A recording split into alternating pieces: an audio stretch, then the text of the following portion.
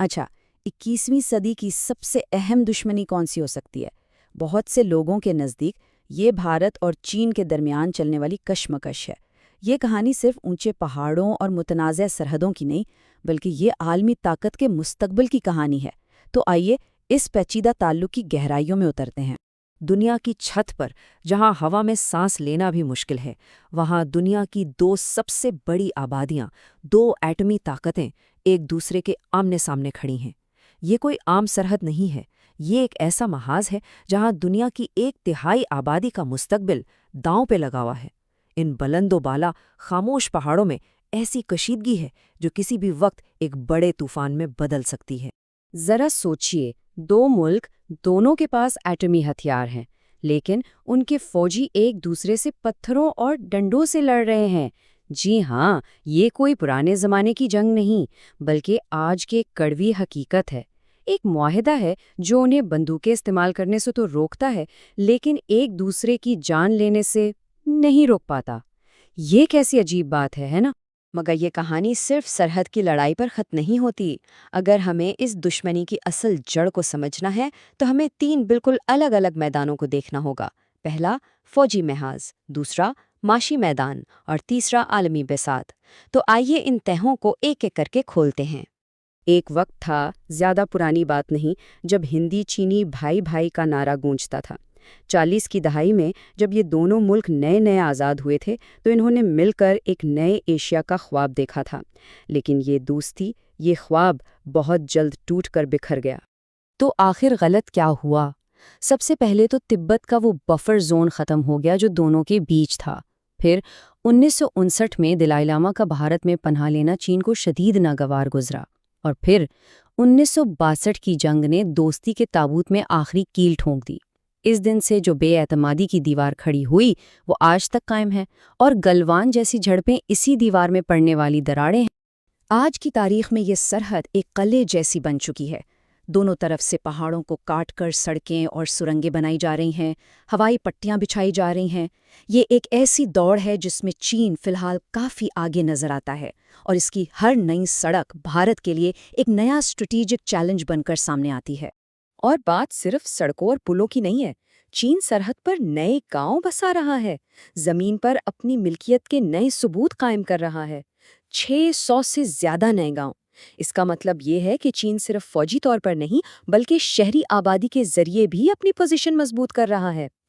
یہ ایک ایسی چال ہے جس کا جواب دینا بھارت کے لیے دن بدن مشکل ہوتا جا رہا ہے۔ سوال یہ پیدا ہوتا ہے کہ آخر یہ سارا جھگڑا کس لیے ہے؟ ایک بنجر سرد صحرا کے لیے؟ نہیں، اصل میں یہ لڑائی زمین کے ٹکڑے کی نہیں ہے، یہ قومی شناخت اور وقار کی لڑائی ہے۔ ان دونوں ممالک کے لیے یہ پہاڑ صرف پتھر نہیں ہے، یہ ان کی تاریخ، ان کی خود مختاری کی علامت ہے۔ یہاں 1 انچ پیچھے ہٹنے کا مطلب اپنی شناخت سے دستبردار ہونا سمجھا جاتا ہے۔ چلیں اب ذرا میدان جنگ سے نکل کر بازار کا رخ کرتے ہیں، اور یہاں ایک بہت ہی دلچسپ اور حیران کن حقیقت ہمارا انتظار کر رہی ہے۔ سرحد پر اتنی شدید دشمنی کے باوجود معیشت کے میدان میں یہ دونوں ایک دوسرے کے بغیر رہ بھی نہیں سکتے۔ لیکن اس تجارتی رشتے میں ایک بہت بڑا مسئلہ ہے، اور وہ ہے توازن کا۔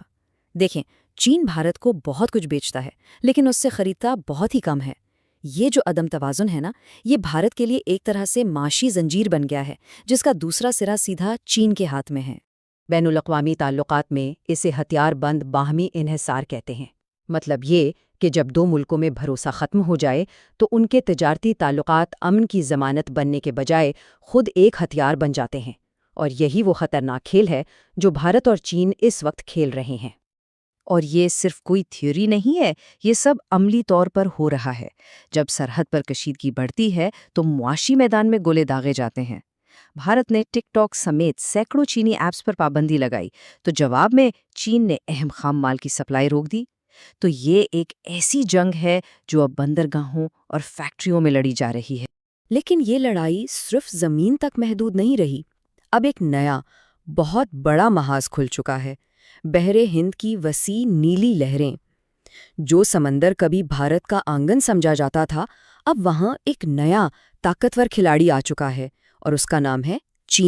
چین کی اس حکمت عملی کو اسٹرنگ آف پرلز یا موتیوں کا ہار کہا جاتا ہے۔ نام تو بہت خوبصورت ہے، لیکن بھارت اسے اپنے گلے میں ایک پھندے کی طرح دیکھتا ہے۔ چین بھارت کے پڑوسی ممالک میں ایک ایک کر کے بندرگاہیں بنا رہا ہے، بالکل ایسے جیسے ہار میں موتی پروئے جاتے ہیں، اور ہر نئی بندرگاہ بھارت کے گرد گھیرا مزید تنگ کرتی جاتی ہے۔ لیکن بھارت بھی چپ نہیں بیٹھا، وہ بھی اس کھیل میں اپنے مہرے آگے بڑھا رہا ہے۔ ایک طرف تو وہ اپنی بحری طاقت کو جدید بنا رہا ہے، اور دوسری طرف امریکہ، جاپان اور آسٹریلیا جیسے بڑے کھلاڑیوں کے ساتھ مل کر کوارڈ نام کا ایک نیا اتحاد بنا رہا ہے۔ اس کا واضح مقصد چین کو یہ پیغام دینا ہے کہ یہ سمندر کسی ایک کی ملکیت نہیں ہے۔ اور آخر میں آئیے اس پوری تصویر کو عالمی سطح پر دیکھتے ہیں، کیونکہ یہ صرف بھارت اور چین کی کہانی نہیں رہی، یہ ایک عالمی شطرنج کی بساط بن چکی ہے جس پر پوری دنیا کی نظریں لگی ہوئی ہیں۔ بھارت کی خارجہ پالیسی کا اصول ہے کہ کسی ایک ٹیم کا حصہ بننے کے بجائے سب کے ساتھ اپنے تعلقات قائم رکھو۔ وہ امریکہ سے بھی دوستی رکھتا ہے اور روس سے بھی۔ اسے ملٹی الائنمنٹ کہتے ہیں۔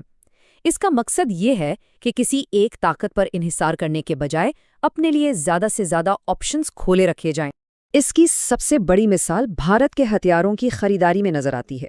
ایک طرف روس آج بھی اس کا سب سے بڑا سپلائر ہے، تو دوسری طرف وہ امریکہ اور یورپ سے بھی اپنی قربتیں بڑھا رہا ہے۔ یہ ایک ایسی رسی پر چلنے جیسا ہے جس کے دونوں سرے دو مخالف سمتوں میں کھچے ہوئے ہیں۔ لیکن یہ توازن، یہ بہت نازک ہے۔ بھارت دراصل 3 محاذوں پر پھنسا ہوا ہے۔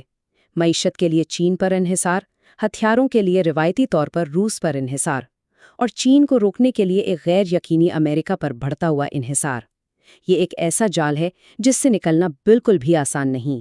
تو آخر میں سوال وہی رہتا ہے، یہ رشتہ کیا کہلاتا ہے؟